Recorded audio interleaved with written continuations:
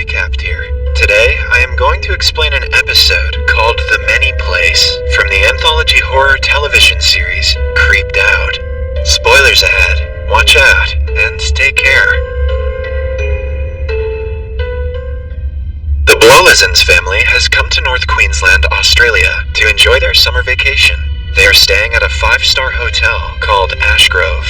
However, they are welcomed by a heavy rainfall thanks to the place's tropical climate. As the parents complain about the weather, the receptionist tells them about all the different activities they can do in the hotel without having to go outdoors. The eldest daughter of the family, Nita, locks eyes with a teenage boy in the lobby. They exchange numbers and decide to meet at the swimming pool later. The youngest of the family, Max, runs inside the elevator and presses all the buttons just for the fun of it. She is stopped by the hotel's boiler man. He has worked in the hotel for several years and knows all of its secrets. The man warns Max against pressing all the buttons, claiming that bad things happen to kids who do so. He also mentions someone named Quinkin, but before he can elaborate, the hotel clerk approaches them. She reminds him that the elevator is only for guests, and he isn't allowed to use it. The boiler man curses her and walks away, leaving Max speechless after the encounter. The clerk uses her keys to reset the buttons on the elevator and brings the family to their room. They are staying in a single room, hence the kids fight about who gets to use the bathroom first. Nita accidentally scrapes Max's favorite black sandals in the process. The sisters used to be best friends, but now that Nita is growing into a teenager, they have grown apart. Max asks her father if she will also grow up to become like her sister. The father understands that she is hurt by Nita's behavior and consoles her. The parents want some free time from the children, so they send them off to the hotel's pool. Nita had planned to meet the guy from earlier and doesn't want to take her siblings, but at her parents' request, she reluctantly brings them along. The middle child, Jet, loves to play video games. He walks through the hallways while wearing a virtual reality headset and accidentally bumps into a table, dropping a framed picture. He puts it back, upside down, before entering the elevator with his sisters. As usual, Max presses all the buttons in the elevator, saying that the lights look pretty. This time, they do not have a key to reset it. All of a sudden, the elevator shakes aggressively and starts moving. When it stops, Nita tries to press other buttons, but none of them work. They blame Max for being careless and decide to take the stairs. The hallways look different to them, but the kids do not think much of it. Jet also notices that the floor feels cold, in contrast to how it was some moments ago. They go around the hallways looking for stairs, but cannot find any. The elevator that they came through is lost, and they have no way to return to their parents. Even the rooms have no numbers, which Max thinks is weird. Nita tries calling her parents, but her phone has no signal. They knock on one of the doors to ask for help, and find that it is already open. But inside the door lies another hallway that is identical to the one they are in right now. They check other doors and find out that they're stuck in a maze-like place where every door leads to a different identical hallway. The younger siblings start to panic, but Nita calms them down. She claims that all they have to do is find the elevator again and return to their parents. Suddenly, they hear a loud growl from behind a door. Max claims that the noise is coming from Quinkin, who the boiler man warned her about. As the growling gets louder, she starts to panic and hyperventilates. Nita asks her to breathe and plays their favorite Bobo ski game to calm her down. But trouble arises when they hear a faint snarling getting closer. On looking under a door, they see a pair of monsters' feet on the other side.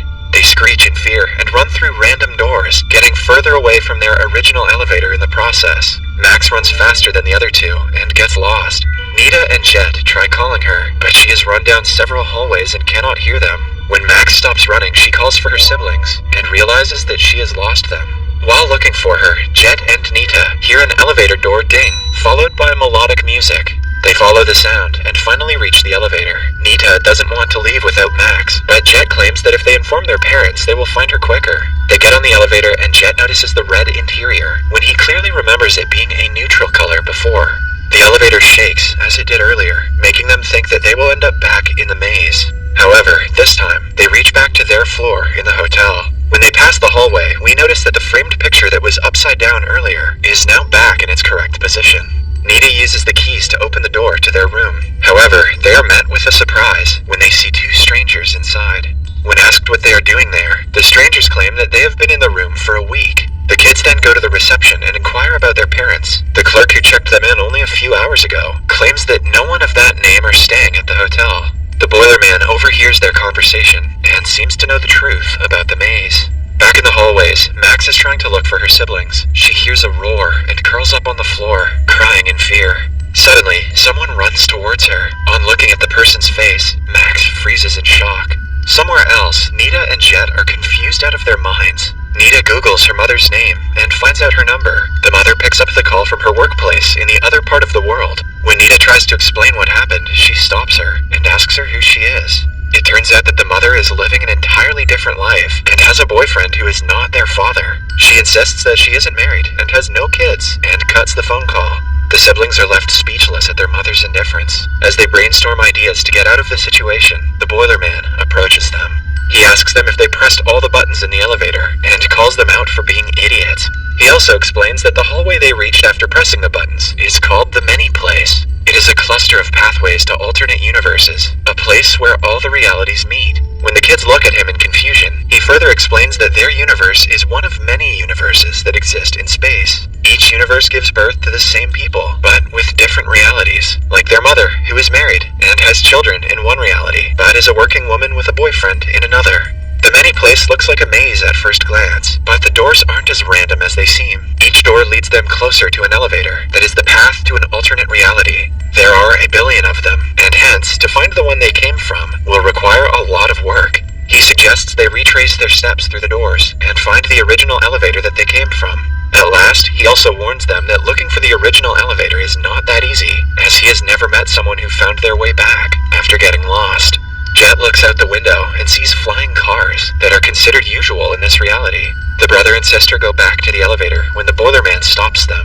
He adds that the Many Place was built as a way to punish the humans who had committed unfathomable crimes. The place they are going to has a cruel creature who eats lost people. Hence, the children should be careful if they want to safely reach their original elevator. Following the encounter, they press all the buttons and end up back in the Many Place. After looking around for more than an hour, they finally find another lift. However, on reaching the hotel, they immediately find out that they are not in their original reality. The place is filled with smoke, and the sound of missiles launching can be heard from outside. It is clear that in this reality, the world is at war. They return to the Many Place and start looking for another elevator. After a few more hours, they finally find another one, but it is filled with water, denoting that the world is underwater in that reality. On their third elevator ride, they reach an abandoned hotel and lose hope of finding their original reality. Nita breaks down crying, realizing that she will never meet her parents and her sister again. When Jet tries to comfort her, she tells him that they cannot go down billions of different elevators. Jet, on the other hand, asks her to pull it together because she is supposed to be an adult. With renewed motivation, they collect things they might need to navigate through the maze. They decide that finding Max is more important than finding their original reality because she might be scared and lonely. Nita gets a horn, some pencils, and a stick to fight the creature they had seen earlier. Following that, they enter the Many Place and mark all the doors that they've walked through. They call Max using the horn and quickly cross many hallways, but even after hours of searching, they do not find her. All of a sudden, they hear Max's voice calling to them. She is just around the corner, but she asks them to not come near her. When the siblings throw several questions at her, she asks them to just trust her. She also urges them to keep their eyes closed at all costs, because she has someone else with her who is helping her navigate. When they are finally face to face, Max reveals that the creature behind her is Quinken, the monster that the Boilerman had warned them about. Quinken cannot help but to eat the eyes of people who look at him, hence they should keep their eyes closed. Apart from that, he is a gentle creature who has lived in the Many Place his entire life. He knows every corner of the place and wants to help them get back to their original reality. Max and Nita hug while still keeping their eyes closed. They trust Quinken and hold his hand. After that, they slowly make their way to the elevator and start it. As the doors close, they open their eyes and get a glimpse of Quinken's gruesome face. Thankfully, the doors shut before he can attack, and the kids are brought back to their original reality. They see that the framed picture is upside down, and finally sigh with relief. While walking back to the room, Nita asks Max how she found out that they should close their eyes. Max mentions the Boilerman, and says that he is blind. Nita stops her and inquires what that means. Then, she notices that Max isn't wearing her favorite black sandals that she was wearing when they first entered the elevator. Max also mentions their grandmother, and claims that she is dead. Soon, Nita realizes that they picked up Max from a different reality who is lost in the same maze as them. She is not the girl they grew up with, but is from a parallel universe. When they reach their room, the group is beyond surprised to see that the real Max is already there. She's trying to explain everything to her parents, who clearly don't believe her. That is, until they get a look at their daughter's doppelganger and freeze in shock. The movie ends as the real Max begs her parents to keep the other Max as their fourth daughter. Subscribe for more videos like this, turn on notifications, and leave a like to help the channel out. Thank you for watching.